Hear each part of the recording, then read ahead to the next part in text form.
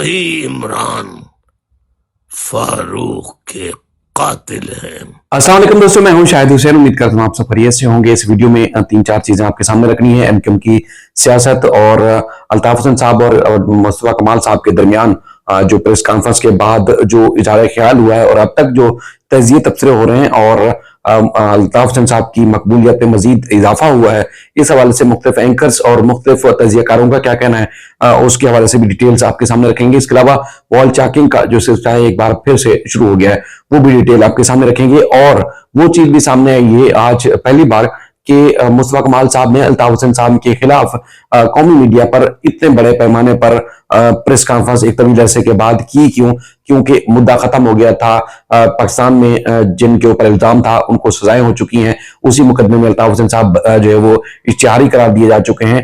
तो बिलाखिर ऐसा क्या हुआ कि मुस्तफा कमाल साहब ने अचानक आके प्रेस कॉन्फ्रेंस की और उसके बाद फिर उनको न सिर्फ तनकीद का सामना करना पड़ रहा है, बल्कि वो और उनके सपोर्टर इस वक्त भी डटे हुए हैं और न सिर्फ अपने अल्फाज, अपना जो उनका जो गुफ्तगू का तरीकाकार था, जो उनका स्टांस था, बल्कि उसका दिफा करते हुए मुख्तलिफ प्लेटफॉर्म्स के ऊपर नजर आ रहे हैं। तो इस पर बात करेंगे और वो वीडियो आपको मैं जरूर सुनाने की कोशिश करूंगा।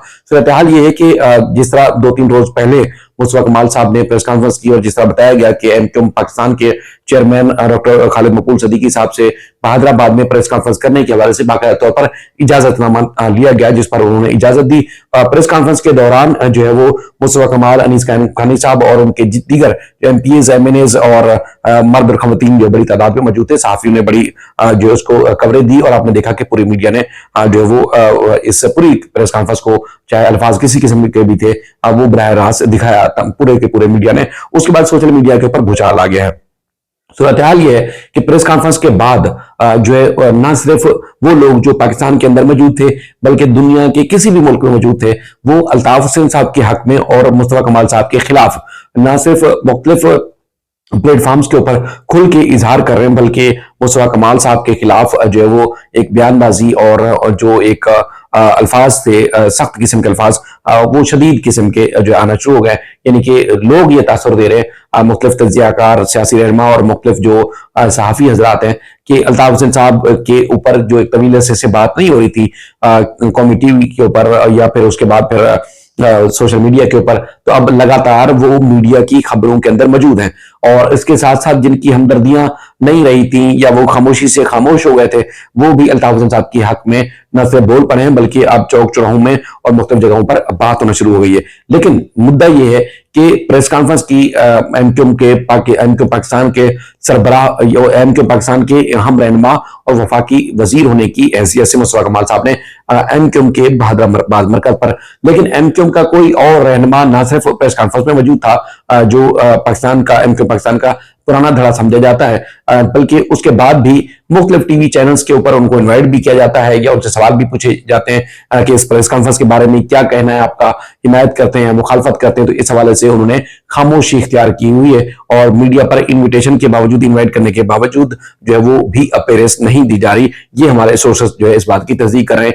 यानी कि पीएसपी फैक्टर जो है, जो एमक्यूएम पाकिस्तान में मौजूद है, वो ना सिर्फ मुस्तफा कमाल साहब के जो बयान आते हैं अल्ताफ हुसैन साहब के बारे में, जो अल्फाज से उसकी हिमायत कर रहा है, बल्कि उसका दिफा कर रहा है और वो भरपूर किस्म का दिफा कर रहा है। इस वक्त तक जो है वो मुख्तलिफ प्लेटफॉर्म्स के ऊपर दिफा करते हुए नजर आ रहे हैं। लेकिन एमक्यूएम पाकिस्तान का जो ग्रुप, जिनकी छत्र छाया में मुस्तफा कमाल साहब हैदराबाद जो है ग्रुप में मौजूद है, तो वो किसी भी तरह ओन या डिसोन करता हुआ नजर नहीं आ रहा। लेकिन सोर्सेज बताते हैं कि वो नाराज जरूर हैं इस किस्म की प्रेस कॉन्फ्रेंस करने के ऊपर। तो एक तो मुख्तलिफ जो रहनुमा है, मुख्तलिफ जो लोग हैं, मुख्तलिफ दीगर सियासी जमातों के, उन्होंने भी किसी न किसी तरीके से आके अल्ताफ हुसैन साहब की हिमायत की है और मुस्तफा कमाल साहब की उन्होंने इस तरह के बयान की मजम्मत की है। लेकिन मैं आपको वो क्लिप सुनाता हूं, उसके बाद फिर वॉल चैकिंग और दीगर सूरत हाल के ऊपर बात करते हैं, जिसमें मुस्तफा कमाल साहब ने बिलाखिर इतना ज्यादा गुस्से में आके ये बात की क्यों है। ये जरा सुनिए।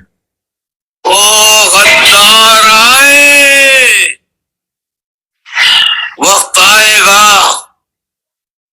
तो इंशाअल्लाह साबित करूंगा वही इमरान फारूक के कातिल हैं, जो आज महाजरों के अलंबरदार बने फिरते हैं।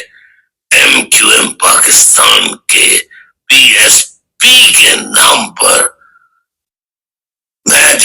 हूं एक एक फर्द को, लेकिन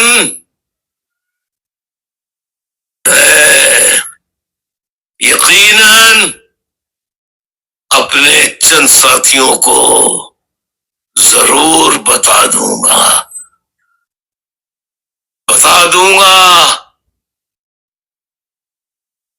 कि किसने इमरान फारूक को कत्ल करवाया। वो आज भी जिंदा है और मुहाजिरों के हमदर्द बने फिरते हैं। जो मुहाजिर नाम को दफन करने आए थे, इतना इशारा काफी है। आ रहे हैं, मुझे उनके कातिल नजर आ रहे हैं, इमरान फारूक के।